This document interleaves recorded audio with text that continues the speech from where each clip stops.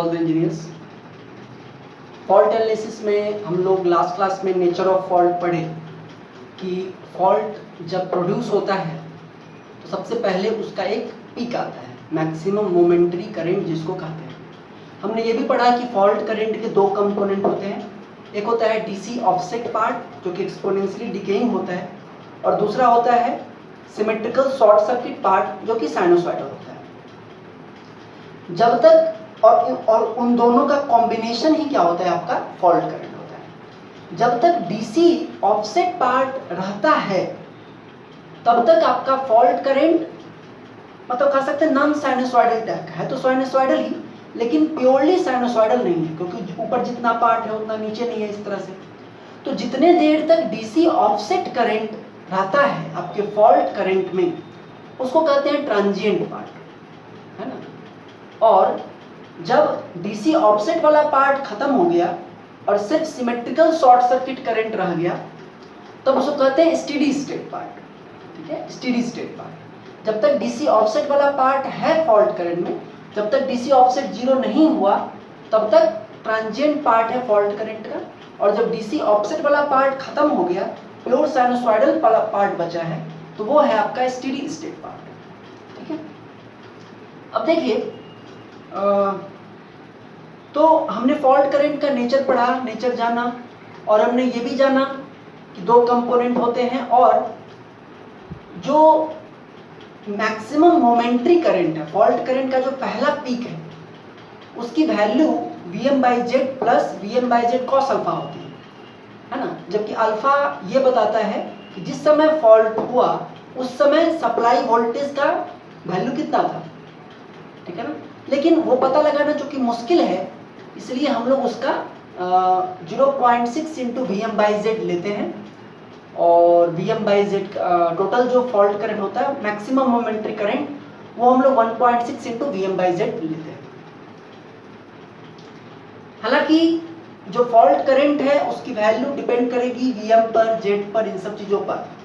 तो अब हम लोग तैयार हैं फॉल्ट एनालिसिस के लिए, इसमें कि हम लोग ये देखेंगे कि किसी भी सिचुएशन में पावर सिस्टम का फॉल्ट करंट कैसे निकाला जा सकता है, ठीक है। लेकिन उससे पहले ये जानना जरूरी है कि फॉल्ट होते कितने टाइप के हैं। ऐसे तो फॉल्ट का अगर एक क्लासिफिकेशन करें तो एक ओवर करंट है, ओवर वोल्टेज है ना, देयर आर मेनी कॉजेस जो। लेकिन अगर हम बात करें तो बेसिकली फॉल्ट्स को दो पार्ट में डिस्ट्रीब्यूट किया गया है, एक है सिमेट्रिकल फॉल्ट और एक है अनसिमेट्रिकल फॉल्ट, ठीक है। आप लोग जानते भी होंगे थोड़ा बहुत इसके बारे में। जो आपका सिमेट्रिकल फॉल्ट है वो ऐसा फॉल्ट, आप कहिए कि सिमेट्रिकल फॉल्ट ऐसा फॉल्ट है जिसके कारण जो फॉल्ट करंट है वो तीनों फेज में बैलेंस्ड ही रहता है। मतलब सिमेट्रिकल फॉल्ट में प्री फॉल्ट कंडीशन, मतलब फॉल्ट होने से पहले भी बैलेंस्ड था। बैलेंस्ड का मतलब क्या है? बैलेंस्ड का मतलब है कि तीनों ही फेज में जो करंट है उसकी आरएमएस वैल्यू सेम है। इंस्टेंटेनियस वैल्यू तो चेंज होगी लेकिन आरएमएस वैल्यू सेम है, और उन तीनों के बीच का जो फेज एंगल है वो 120 डिग्री डिस्प्लेस्ड है। ये होता है बैलेंस्ड का मतलब। तो सिमेट्रिकल फॉल्ट में ये एक ऐसा फॉल्ट है जिसमें कि फॉल्ट के पहले भी बैलेंस्ड रहता है और फॉल्ट के बाद भी बैलेंस्ड रहता है।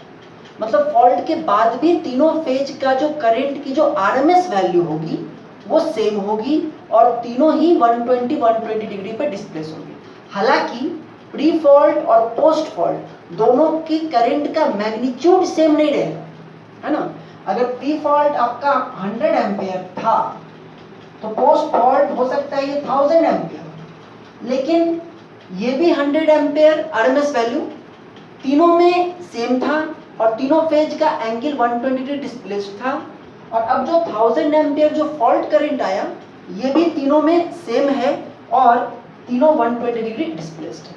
तो ये एक बड़ा इंपॉर्टेंट पॉइंट है कि pre fault condition balanced and post fault condition balanced. तो ऐसा फॉल्ट जिसके कारण आपका जो वायर है, जो ट्रांसमिशन लाइन है, जो फेजेज हैं, उनमें फॉल्ट करंट बैलेंस्ड ही रह जाता है, उसको कहते हैं सिमेट्रिकल फॉल्ट। सिमेट्रिकल फॉल्ट इसके दो टाइप हैं, एक है LLL, ट्रिपल L भी कहते हैं, और तीसरा है LLLG, triple LG। Construction wise देखिए तो अगर ये R फेज है, Y फेज है, B फेज है, तो ट्रिपल L फॉल्ट ऐसे हो सकता है कि तीनों फेज आपस में किसी तरह से कनेक्टेड हो गए, दो नहीं तीनों कनेक्टेड हो गए, है ना, तीनों फेज आपस में कनेक्टेड हो गए। कैसे हो सकता है? There can be many causes.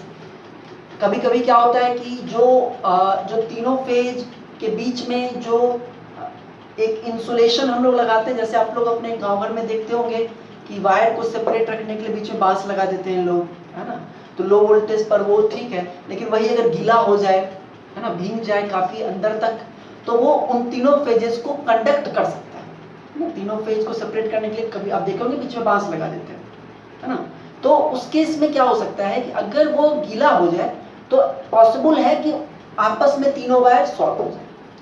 कभी कभी ऐसा भी होता है कि मेंटेनेंस के लिए गए और कोई एल्युमिनियम वायर ऊपर ही छूट गया और वो तीनों को टच किए हुए हैं, तो वैसे भी हो सकता है, मतलब तीनों फेज आपस में शॉर्टेड हो जाए, तो that is triple L fault, ठीक है। और ट्रिपल LG, तो ट्रिपल LG का तो बहुत सारा एग्जांपल है, कोई पेड़ ही नीचे से जमीन पे गिर गया और तीनों वायर को टच कर गया, तीनों वायर को टच कर गया, तो वो हो जाएगा ट्रिपल LG, है ना, ट्रिपल LG, ठीक है।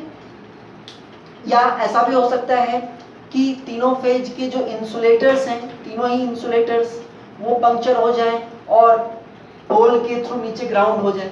तो आपको ऐसा लग रहा होगा कि ये ऐसा केस आएगा क्या? आता है, लेकिन these cases are very rare, है ना, काफी कम आते हैं, वेरी लेस फ्रीक्वेंसी, इनकी आने की जो रेट है वेरी लेस फ्रीक्वेंट है, बहुत कम आते हैं। बट क्योंकि इसमें 3 फेज पावर इन्वॉल्व है, इसलिए इसके फॉल्ट करंट का मैग्नीट्यूड काफी ज्यादा होता है, सीवियर, मोस्ट सीवियर। सिमेट्रिकल के कंपैरिजन में इसमें फॉल्ट करंट की वैल्यू काफी ज्यादा होती है। अनसिमेट्रिकल के कंपैरिजन में सिमेट्रिकल फॉल्ट्स में जो फॉल्ट करंट होता है वो ज्यादा सीवियर होता है, हाँ आता कम है, ठीक है। लेकिन इसके दो टाइप, ट्रिपल LG, ठीक है। और इसमें हम लोग देख सकते हैं कि किस तरह से हो सकता है तीनों फेज आपस में शॉर्ट कर जाए। दूसरा जो टाइप है आपका अनसिमेट्रिकल टाइप, ये काफी ज्यादा फ्रीक्वेंट है, हाईली फ्रीक्वेंट। ये दिन भर में एक सब स्टेशन में 4-5 बार तो किसी न किसी फीडर में आ ही जाता होगा, हाईली फ्रीक्वेंट। इसके 3 टाइप हैं, LG, LL, LLG। LG क्या है? वेरी सिंपल, कोई एक फेज, चाहे R, हम यहाँ पर R दिखाए हैं, लेकिन इसका मतलब नहीं कि R में, R, Y भी किसी में भी।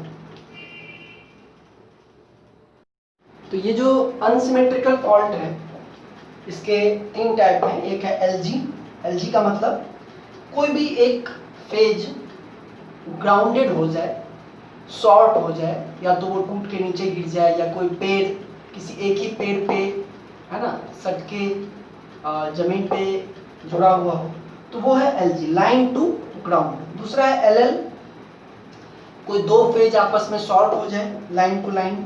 और तीसरा है LLG, कोई 2 फेज RY या YB या RB आपस में भी शॉर्ट हो और ग्राउंड से भी कनेक्टेड हो। तो ये ही 5 पॉसिबिलिटीज है फॉल्ट की। अनसिमेट्रिकल में प्री फॉल्ट कंडीशन तो बैलेंस्ड होता है, तीनों फेज से फॉल्ट से पहले equal RMS value of current जाएंगे 120 डिग्री पर डिस्प्लेस्ड। लेकिन जब फॉल्ट हो जाएगा तो फिर कंडीशन अनबैलेंस हो जाएगा। क्यों? तो जैसे मान लीजिए इसमें अगर फॉल्ट हुआ तो इस फेज से लार्ज करंट जाएगा, है ना, इन दोनों से करंट कुछ और रहेगा, ठीक है। सिमिलरली तो अनबैलेंस करंट फ्लो करेगा। तो ये जो अनसिमेट्रिकल फॉल्ट है इसके कंपैरिजन में कम खतरनाक है, लेकिन काफी ज्यादा होता है।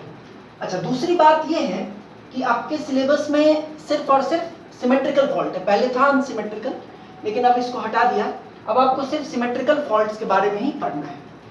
और हम लोग ये भी जानते हैं कि जो फॉल्ट करंट होगा, हम लोग फॉल्ट एनालिसिस करेंगे तो जो भी फॉल्ट करंट की जो एक्चुअल वैल्यू होगी, वो एक्चुअल वैल्यू अगर हम देखें ट्रांजिएंट पीरियड में, जो ट्रांजिएंट पीरियड में वैल्यू होगी वो तो DC प्लस जो आपका सिमेट्रिकल शॉर्ट सर्किट है वो होगा, और ट्रांजिएंट के बाद सिर्फ सिमेट्रिकल शॉर्ट सर्किट होगा। तो जो डीसी तक का पीरियड है ना, जो हम लोग फॉल्ट एनालिसिस करते हैं, जो हम लोग अभी करेंगे, उसमें हम लोग सिमेट्रिकल शॉर्ट सर्किट करंट वाला पार्ट निकालते हैं। ठीक है, सिमेट्रिकल शॉर्ट सर्किट करंट वाला पार्ट एक्चुअली आरएमएस वैल्यू हम लोग उसकी निकालते हैं। ठीक है, डीसी ऑफसेट वाला जो पार्ट है या डीसी वाला जो पार्ट है, जब मैक्सिमम मोमेंट्री करंट निकालना होता है ना, कि मैक्सिमम मोमेंट्री करंट कितना होगा, तो वहां पे फिर हम लोग क्या करते हैं, डीसी वाले पार्ट को भी लेते हैं और 1.6 इंटू VM/Z निकालते हैं। वहां से निकलता है आपको मैक्सिमम मोमेंट्री करंट। लेकिन आपको जितना भी क्वेश्चन आएगा फॉल्ट एनालिसिस में फॉल्ट करंट निकालने का, उसमें आपको जो निकालना होता है वो सिमेट्रिकल शॉर्ट सर्किट करंट निकालना होता है और वो आरएमएस वैल्यू में आता है। अब वो कैसे निकलेगा, सिमेट्रिकल शॉर्ट सर्किट करंट कैसे निकलेगा, तो उसके बहुत सिंपल से स्टेप्स हैं, जिसमें से कि हमने सब मोस्ट ऑफ द स्टेप्स हम पढ़ चुके हैं। रिएक्टेंस डायग्राम बनाना हम पढ़ ही चुके हैं, है ना। तो बस अब हमें ये सीखना है कि आखिर करंट निकालते कैसे हैं। ठीक है, तो आइए स्टार्ट करते हैं फॉल्ट एनालिसिस। और पिछली बार तो इससे क्वेश्चन नहीं पूछा, मतलब न्यूमेरिकल नहीं पूछा था, लेकिन पूछता है इससे, है ना, फॉल्ट एनालिसिस का न्यूमेरिकल पूछता है। और आपको अगर बनाने आ गया तो फिर आप 100% 6 नंबर अटेंड करेंगे। तो इसलिए ध्यान दीजिएगा।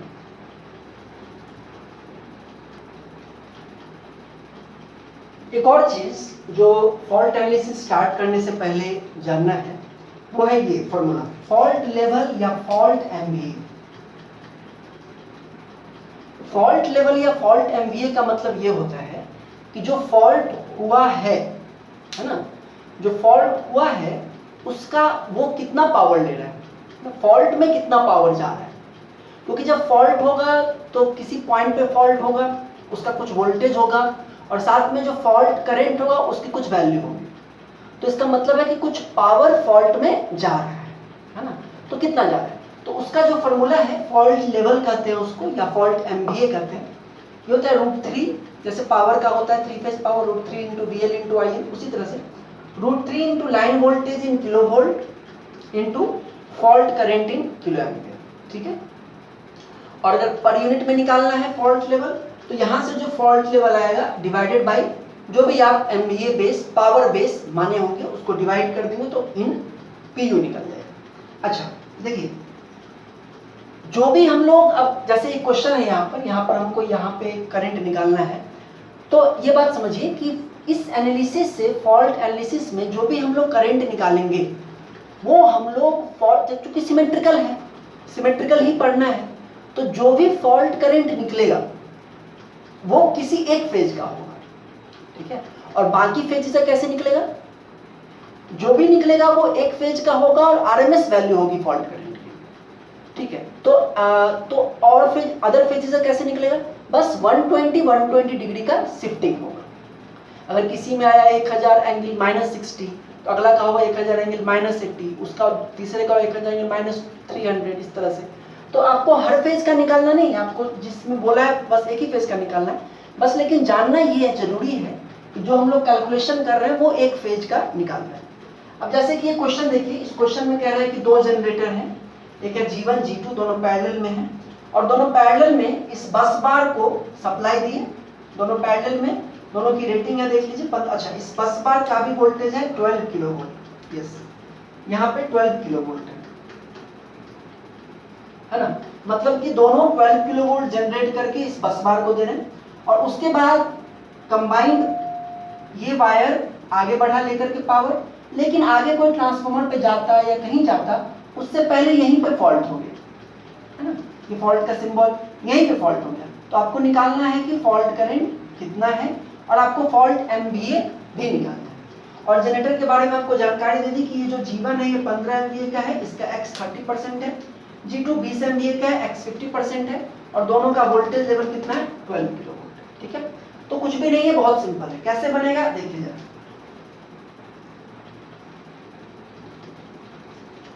देखिए, सबसे पहला काम हमको ये करना है, इसका हमको रिएक्टेंस डायग्राम बनाना है ना, रिएक्टेंस डायग्राम बनाना है, क्योंकि उसके बाद ही हम लोग फॉल्ट करंट निकाल पाएंगे। ठीक है, तो रिएक्टेंस डायग्राम बनाने के लिए सबसे पहले आपको यहाँ पर देखिए कोई ट्रांसफार्मर वगैरह तो है नहीं, तो कोई अलग अलग सेक्शन तो है नहीं, सेक्शन तो एक ही है। तो हम लोग यहाँ पे पावर बेस मान लेते हैं कि let S be equal to, ज्यादा कौन सा ये है 20 MV,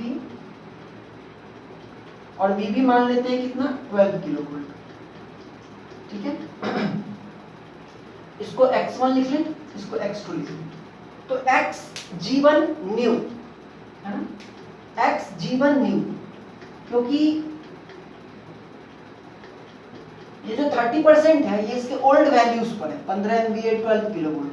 अब बेस चेंज हो गया तो xg1 न्यू क्या हो जाएगा, xg1 ओल्ड 30% है मतलब 0.3 into MVA new 20 by MVA old 15 into old voltage का स्क्वायर मतलब 12 स्क्वायर बाई न्यू वोल्टेज का स्क्वायर मतलब 12 स्क्वायर। ये तो ऐसे ही कर जाएगा, और यहाँ से आप सॉल्व करेंगे तो यू विल गेट, कैलकुलेटर ला लीजिए हमको, तो ये हो जाएगा 0.4 J P। ठीक है, उसी तरह से xg2 न्यू इक्वल टू, इसका तो वही रह जाएगा क्योंकि बेस वही है, फिर भी करना होगा 0.5 into 20 by 20 into 12 square by 12 square, तो J 0.5 P। तो ये निकल गया, इसके अलावा और कुछ करना नहीं है।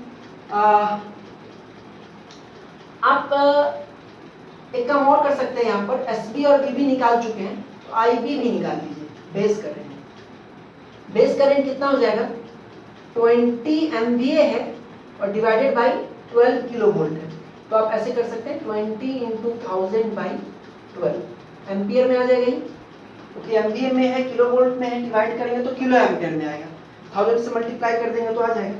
तो ये कितना आ रहा है 20,000/12। अच्छा, यहाँ पे जैसे मैंने गलती कर दी वैसे स्टूडेंट गलती करते हैं, ध्यान दीजिए। देखिए होता क्या है ना कि ये दिखता है सिंगल फेज लेकिन है ये थ्री फेज सिस्टम है।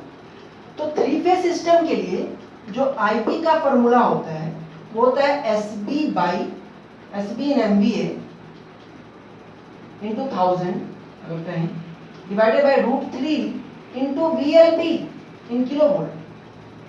ये होता है जो हम लोग पढ़े भी थे थ्री फेज पर यूनिट वाले सिस्टम कि SB in MVA into 1000 by √3 into VLB kilo volt होता है। √3 होता है, ऐसा क्यों? क्योंकि SB equal to √3 VLB into ILB या जो भी थी। तो ये एक गलती जो कि अभी जैसे हमसे हो गई वैसे ही स्टूडेंट से हो जाती है कि जो थ्री फेज सिस्टम में जब हम लोग ये लेते हैं बेस करंट, है ना, तो यहाँ पर आपको ये ध्यान में रखना होगा क्योंकि देखिए अभी तक तो बेस करंट निकाले नहीं क्योंकि अभी फॉल्ट एनालिसिस क्वेश्चन किए नहीं, अभी तो लास्ट में बस रिएक्टेंस डायग्राम किए थे। तो जब आपको फॉल्ट करंट निकालना होगा तो बेस करंट कैसे निकालेंगे? एसबी इंटू 1000 एमवीए में है तो इंटू 1000 डिवाइडेड बाई 12 इंटू या ऐसे लिखिए √3 into 12, that is this is correct. क्यों? क्योंकि हम लोग थ्री फेज एनालिसिस कर रहे हैं और दूसरा बात ये कि हम लोग स्टार कनेक्शन का काम कर रहे हैं। ठीक है, तो ये हो जाएगा 20,000 divided by 12 divided by 962.250 962.25 ampere. ठीक है, ये बेस करंट हो गया। अब VG1 PU क्या होगा?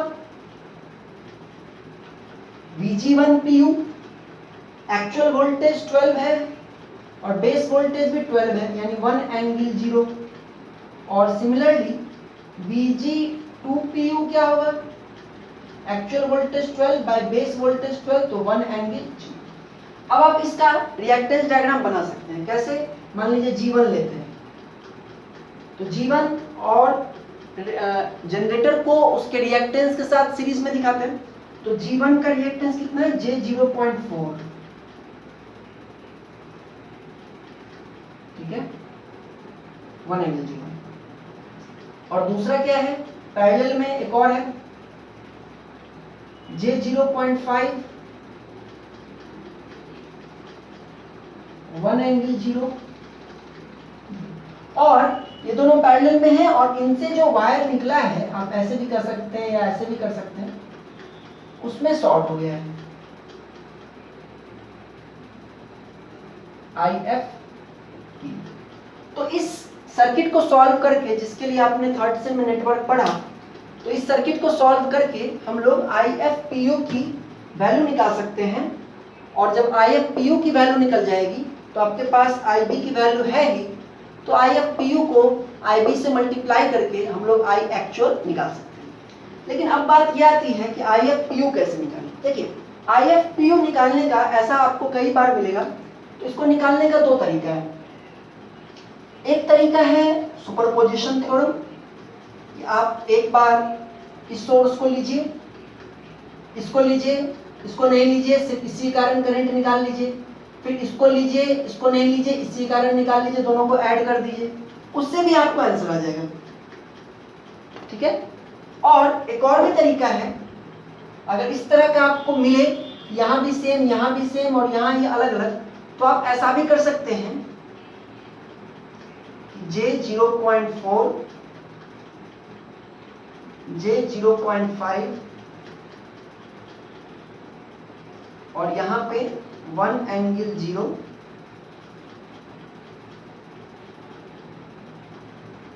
IF।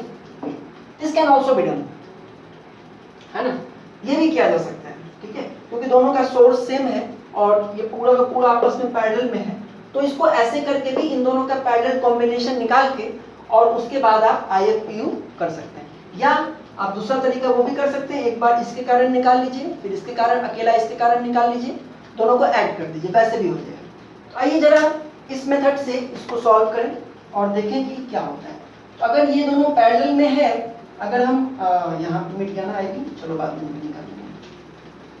तो अगर हम लोग इस सर्किट को ये करें, अगर इन दोनों का पैरेलल कॉम्बिनेशन देखें, तो इन दोनों का पैरेलल कॉम्बिनेशन कीजिएगा तो कितना आएगा, J0.4 into J0.5 divided by इन दोनों का सम, तो 0.4J into 0.5J divided by 0.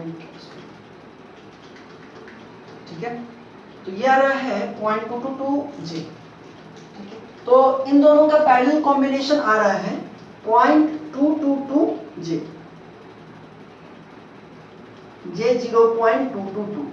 ठीक है, तो देयरफॉर IFPU क्या हो जाएगा, IFPU हो जाएगा I equal to V upon Z, 1 angle 0 divided by J0.222।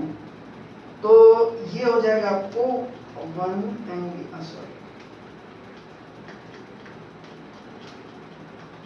ये आ रहा है 4.5 एंगल माइनस 90 डिग्री। ये है IFPU। ठीक है, now since IF actual equal to IFPU into I base, तो ये हो जाएगा 4.5 एंगल माइनस 90 डिग्री इंटू कुछ 962 समथिंग आया था, तो 962 ही लेकर के चले, तो इसको जब मल्टीप्लाई करेंगे 962 से, तो ये वैल्यू लगभग आ रही है 4330 angle minus 90 degree. This is your answer. इतना करंट फ्लो करेगा, 4330 एम्पियर करंट फ्लो करेगा उस समय वायर से। ओके, नेक्स्ट जो इसका पार्ट है वो है निकालना हम लोगों को फॉल्ट MVA। तो देखिए, फॉल्ट MVA का तो फॉर्मूला आपके सामने ही है। तो फॉल्ट MVA कैसे निकलेगा, ठीक है, तो फॉल्ट MVA निकालने के लिए √3 fault MVA equal to √3 into line voltage in kilovolt, जहां पे फॉल्ट हुआ वहां का लाइन वोल्टेज कितना है 12 किलोवोल्ट, तो 12 into fault current in kilo ampere, ये एम्पियर में है, किलो एम्पियर में कितना होगा 4.33, और इसमें सिर्फ मैग्नीट्यूड लेते हैं, तो ये वैल्यू कितनी आ जाएगी 12 इंटू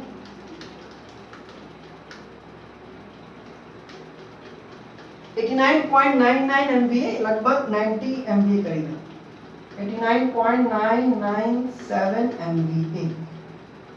और अगर पर यूनिट निकालना होगा तो डिवाइडेड बाय 20 कर देंगे तो पर यूनिट निकल जाएगा। तो ये एक बहुत ही सिंपल क्वेश्चन हमने किया, जिसमें कि आप देखिए कि क्या करते हैं। सबसे पहले तो आपको जो भी गिवन फिगर दिया हो, या तो फिगर देगा या स्टेटमेंट देगा।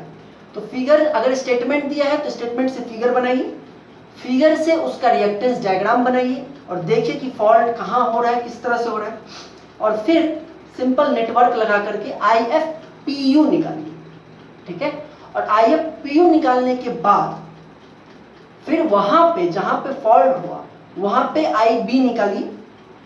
ठीक है, और फिर IFPU को IB से मल्टीप्लाई करेंगे तो IF एक्चुअल आ जाएगा, फिर आप फॉल्ट एमवीए भी निकाल सकते हैं। ठीक है, तो आइए एक और क्वेश्चन करते हैं। और ये अगला जो क्वेश्चन हम लोग करेंगे वो SPT में 2018 में पूछे हुए हैं, 2018 में शायद पूछा है, तो उसको करते हैं हम।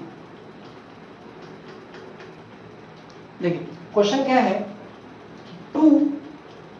11 kilovolt 3 phase 3 MVA generator having सब ट्रांजिएंट रिएक्टेंस ऑफ 15%। देखिए हम लोग अभी जनरेटर पढ़े नहीं हैं, अल्टरनेटर जब पढ़ेंगे तो हम लोग जानेंगे ट्रांजिएंट रिएक्टेंस क्या होता है, सब ट्रांजिएंट रिएक्टेंस क्या होता है। लेकिन क्वेश्चन में आपको ट्रांजिएंट दे या सब ट्रांजिएंट दे, आप उसको रिएक्टेंस मान करके ही सॉल्व करेंगे। ठीक है, आप सिंपल समझिए कि रिएक्टेंस दे रहा है कितना, 15%। तो 11 किलोवोल्ट और 3 MVA सेम रेटिंग के जनरेटर आपस में पैरेलल में काम कर रहे हैं और दोनों का रिएक्टेंस भी सेम है 15%। ठीक है, next, the generator supply power to a transmission line through a 6 MVA transformer of ratio 11/22 kilovolt and having a leakage reactance of 5%। ठीक है, अब कह रहा है कि ये जनरेटर पावर दे रहा है और जनरेटर के बाद एक ट्रांसफार्मर है। The generator supply power to a transmission line, generator power supply कर रहा है एक ट्रांसमिशन लाइन को थ्रू एक द्वारा किसके, एक 6 MVA ट्रांसफार्मर के, जिसका रेशियो 11/22 किलोवोल्ट है और रिएक्टेंस 5% है। ठीक है, अब क्या पूछ रहा है, calculate the fault current when and fault MVA for 3 phase fault on LT side of transformer and HT side of transformer. तो कह रहा है कि दो जनरेटर हैं, दोनों पैरेलल में हैं और दोनों मिलकर के एक ट्रांसमिशन लाइन को पावर दे रहे हैं एक ट्रांसफार्मर के थ्रू। सबका रेटिंग वोटिंग दे दिया। उसके बाद कह रहा है कि फॉल्ट करंट निकालिए अगर फॉल्ट होता है ट्रांसफार्मर के LT साइड में या ट्रांसफार्मर के, मतलब दूसरा ट्रांसफार्मर के HT साइड में। तो सबसे पहला जो आपका काम है वो है इसका एक्चुअल डायग्राम बनाना। एक्चुअल डायग्राम बनाए बिना भी कर सकते हैं लेकिन प्रैक्टिस होने पर, लेकिन एग्जाम में अगर पूछता है तो आपको एक्चुअल डायग्राम बनाना चाहिए। तो इसमें 2 जनरेटर हैं, है ना, तो हम 2 जनरेटर ले लेते हैं, G1 G2, और दोनों की रेटिंग सेम है तो दोनों का रेटिंग सेम को यहाँ नीचे लिख देते हैं। 11 kilovolt 3 MVA and X equal to how much, 15%। उसके बाद ये जब आगे बढ़ा एक ट्रांसफार्मर आया,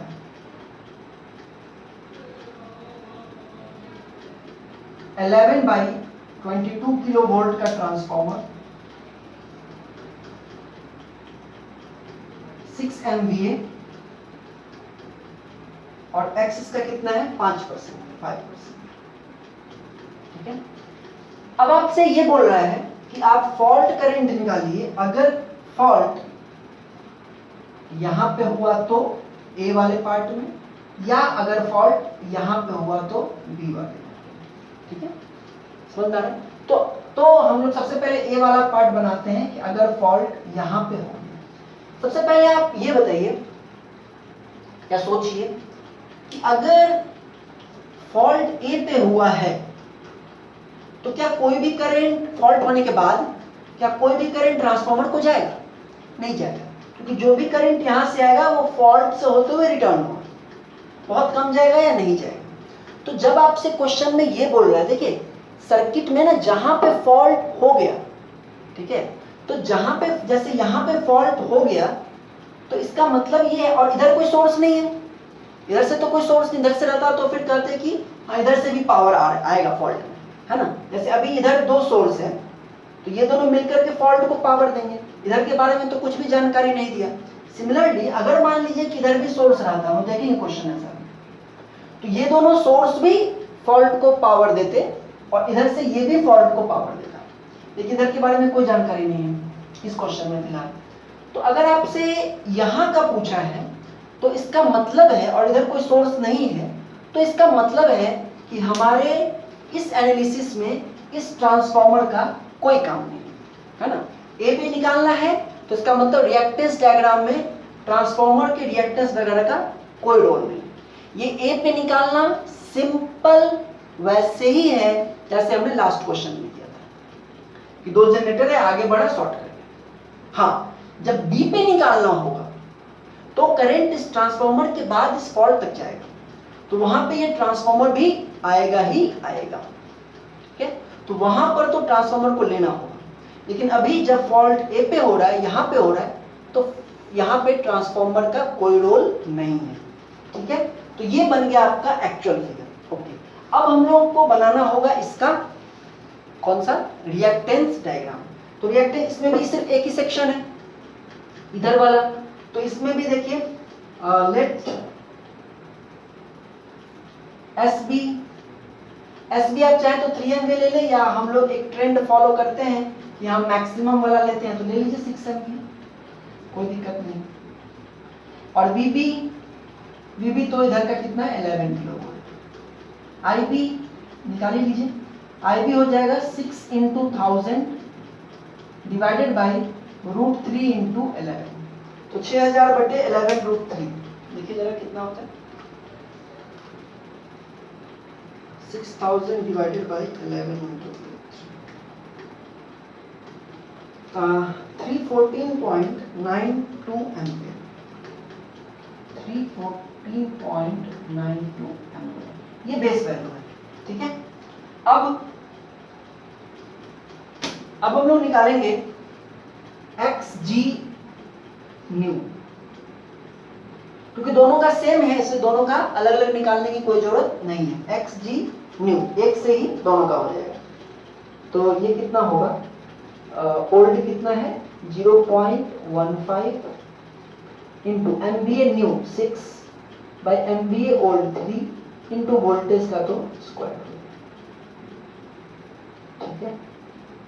तो जाएगा J 0.3 PU, ठीक। और VG वोल्टेज VG PU, तो ये हो जाएगा 11/11 इक्वल टू 1 एंगल 0 डिग्री। तो now we are ready to solve this question.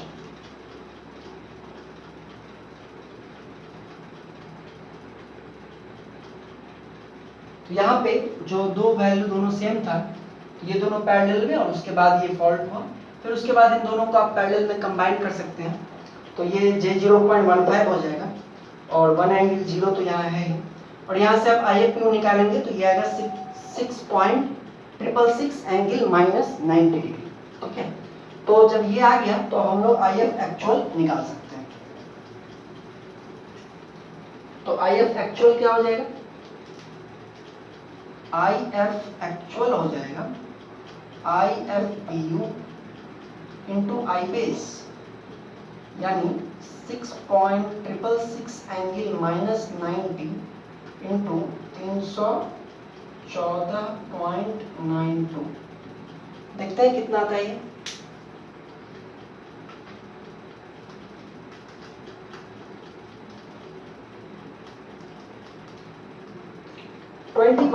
के लगभग में आ रहा है, approximately equal to 2100 angle -90 degree ampere, ठीक है, आंसर है।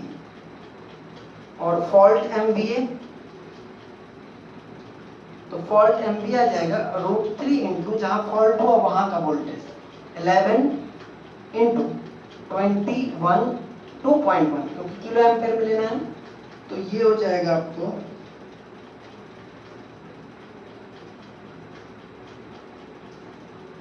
लगभग 40 MVA, ठीक है। तो ये आपको ए पॉइंट पे फॉल्ट करंट की वैल्यू पता चलेगी, ठीक है। ये ए पार्ट का क्वेश्चन बन गया। अब हमको ये निकालना है कि यहाँ पे अगर फॉल्ट होता है बी पे, है ना, तब क्या होगा। ठीक है, तो यहाँ पे एक्स्ट्रा क्या करना पड़ेगा, एस बी और बी बी यहाँ पर सेक्शंस में हमको पहले बांटना पड़ेगा। रिएक्टेंस डायग्राम बनाने के लिए पहले सेक्शंस लेना पड़ेगा। एक सेक्शन होगा इधर का और एक सेक्शन होगा इधर का। ठीक है, और सेक्शंस में लेना पड़ेगा कहने का मतलब ये इसलिए क्योंकि दोनों सेक्शन का बेस करंट ये सब कुछ अलग होगा। आइए देखते हैं कि अब बी वाले पार्ट को कैसे सॉल्व करेंगे। आप चाहे तो खुद से भी सॉल्व कर सकते हैं। आप इसका पहले रिएक्टेंस डायग्राम बनाइए और उसके बाद फिर फॉल्ट करंट निकालिए, फिर तो सब कुछ वही है। कम से कम रिएक्टेंस डायग्राम निकालिए। देखिए, रिएक्टेंस डायग्राम बनाने से पहले हमने इसको दो सेक्शन में बांट दिया, सेक्शन 1 सेक्शन 2। पावर बेस दोनों सेक्शन का 6 MVA, voltage base transformation ratio के हिसाब से होगा। यहाँ का अगर हमने 22 माना है तो यहाँ इधर का कितना होगा 11। करंट बेस हम सिर्फ इस सेक्शन का निकाले हैं। क्यों? क्योंकि आपको करंट बेस की जरूरत कब पड़ती है, जब IF एक्चुअल निकालना होता है ना। ठीक है, तो IF एक्चुअल कैसे निकलता है, IF PU into I base. तो इसी सेक्शन में ना फॉल्ट हुआ है, तो इसी सेक्शन का जो IF PU आएगा उसको इसी सेक्शन के IB से मल्टीप्लाई करना है। ऐसा नहीं है कि फॉल्ट इस सेक्शन में आया और हम इस सेक्शन के बेस करंट से उसको मल्टीप्लाई करें, नहीं। जिस सेक्शन में फॉल्ट है उस सेक्शन का जो बेस करंट है उससे मल्टीप्लाई होगा IF PU, तो उससे हमको एक्चुअल फॉल्ट करंट निकलेगा। ठीक है, तो IB भी निकाले हैं यहाँ पे, फिर XG न्यू निकाले हैं, XT न्यू निकाले हैं। तो XT न्यू तो 0.05 होगा। तो देखिए इसका रिएक्टेंस डायग्राम कैसा होगा, इट इज वेरी सिंपल।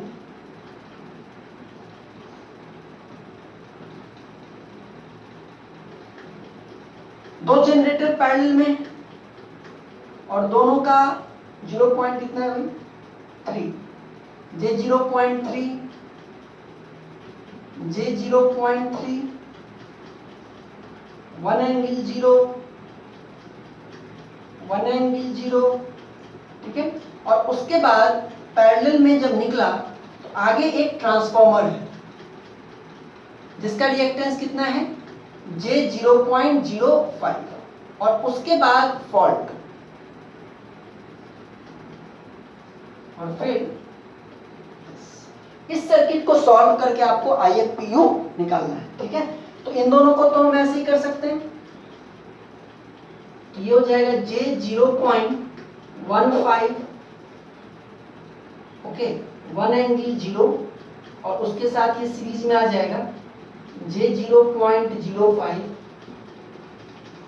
ठीक है, IF PU, और ये कितना हो जाएगा 1 एंगल 0 डिवाइडेड बाय, ये जब ऐड होगा तो J 0.2, और ये तो देखते ही लग रहा है कि 5 एंगल -90 तो 10। ठीक है, तो therefore IF actual कितना होगा, IF PU into base 5 angle -90 into 157.46, तो ये कितना आएगा भाई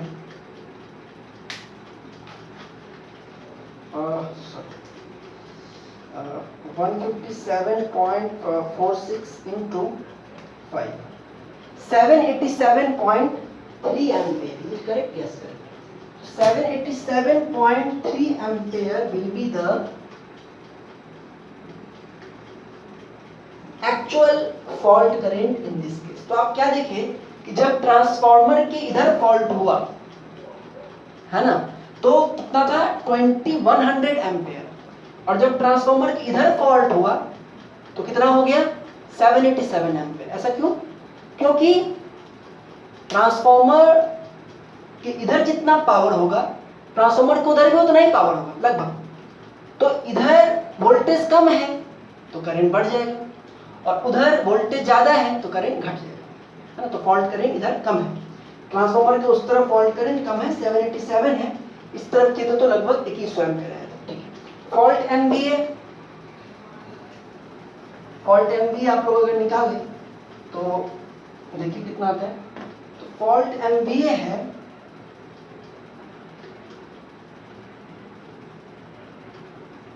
√3 इंटू, अब यहाँ पे फिर सावधान रखना है, जहां पे फॉल्ट आया वहां का लाइन वोल्टेज 22 और इंटू 7 पॉइंट नहीं 0 पॉइंट, क्योंकि ये एम्पेयर में है, किलो एम्पेयर में कितना होगा 0.787, तो इसको जरा देखिए कितना है,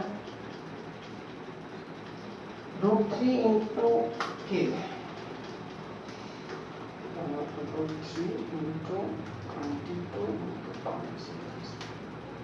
30, लगभग 30 MVA, सही, that is equal to approximately equal to 30। तो ये क्वेश्चन 2018 में पूछा था आपके एसपीटी में, तो इस तरह के क्वेश्चंस पूछते हैं, है ना, लगभग इसी लेवल का रहता है, और है कुछ नहीं, सिर्फ आपको समझना ये है, स्टेटमेंट में है तो उसका फिगर बनाइए, फिगर बन गया उसका रिएक्टेंस डायग्राम बनाइए, उसके बाद नेटवर्क है सारा कुछ। आइए पीयू निकालिए, जहां पे फॉल्ट हुआ वहां के बेस करंट से उसको मल्टीप्लाई कीजिए, फॉल्ट करंट निकल जाएगा, फिर फॉल्ट में भी इसी तरह से निकलेगा। आइए एक क्वेश्चन आपको होमवर्क देते हैं। ये क्वेश्चन है आपको, जनरेटर है 11 kilovolt by 11 kilovolt 3 MVA x equal to 20%, 3 MVA x equal to 20%, उसके बाद ट्रांसफॉर्मर है 11/66 का 6 MVA का x इक्वल टू 5%। ट्रांसफॉर्मर से 20 किलोमीटर की दूरी पे एक फॉल्ट होता है, transmission line x equal to 0.1 ohm पर किलोमीटर का रिएक्टेंस है, और जहां फॉल्ट हुआ वहां से 80 किलोमीटर बाद फिर एक ट्रांसफॉर्मर है 11/66, और वो इस जनरेटर से कनेक्टेड है जो कि 11 किलोवोल्ट का, मतलब ये कि यहाँ से 11 किलोवोल्ट जनरेट हुआ, ये ट्रांसफॉर्मर 11 को 66 में किया, ठीक है, तो इस वायर में 66 रहा, फिर ये ट्रांसफॉर्मर 66/11 कर रहा है, या आप ऐसे कह सकते हैं इस जनरेटर से 11 आया, ये 11/66 कर रहा है, जो भी कही, लेकिन यहाँ पे फॉल्ट हुआ, और इस फॉल्ट में कितना करंट जाएगा, कितना फॉल्ट MVA जाएगा, वो पूरा का पूरा आपको निकाल के बताना है, ठीक है। तो नेक्स्ट क्लास में हम लोग इस क्वेश्चन को करेंगे, और कुछ और भी क्वेश्चंस करेंगे इसमें, इस टॉपिक में, और उसके बाद ये टॉपिक खत्म हो जाएगा, और उसके बाद फिर इस यूनिट का लास्ट टॉपिक हम लोग करंट लिमिटिंग रिएक्टर स्टार्ट करेंगे, ठीक है ना, कल। Okay, thank you.